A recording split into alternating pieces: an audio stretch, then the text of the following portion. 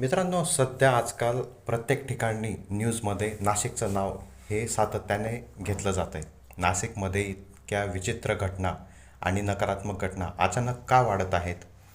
न्यूमरोलॉजीच्या दृष्टीने पाहिलं तर इथे एक खूप इंटरेस्टिंग पॅटर्न आपल्याला दिसून येतो. नाशिक या नावाच्या स्पेलिंगची जर न्यूमरोलॉजी टोटल केली तर ती येते नंबर 17 म्हणजेच नंबर 8. आणि सध्या सुरू असलेलं वर्ष आहे 2026. त्याची टोटल केली ती येते नंबर 1. आता न्यूमरोलॉजीमध्ये नंबर 1 आणि नंबर 8 हे नंबर्स एकमेकांचे चॅलेंजिंग किंवा एनिमी व्हायब्रेशन्स असलेले नंबर्स मानले जातात.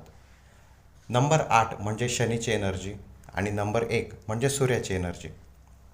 आता जेव्हा नंबर 1 आणि 8 म्हणजे शनी आणि सूर्य हे एकत्र येतात तेव्हा जी कलेक्टिव्ह एनर्जी निर्माण होते त्यामध्ये tension, instability, conflicts, accident, political pressure, emotional heaviness अशा गोष्टी आपल्याला वाढताना दिसून येतात. म्हणूनच कधीकधी एखाद्या शहराचं नावाचं व्हायब्रेशन आणि चालू वर्षाचं व्हायब्रेशन मिसमॅच झालं तर त्या शहरामध्ये अचानक निगेटिव्ह न्यूज येणं, अनरेस्ट निर्माण होणं किंवा डिस्टर्बिंग इव्हेंट्स आपल्याला वाढताना दिसू शकतात. आता हे केवळ फक्त योगायोग आहे का, की खरंच नंबर्समध्ये एनर्जी असते आणि नंबर्स एनर्जी कॅरी करतात? तुम्हाला काय वाटतं? कमेंट्समध्ये नक्की सांगा. थँक्यू.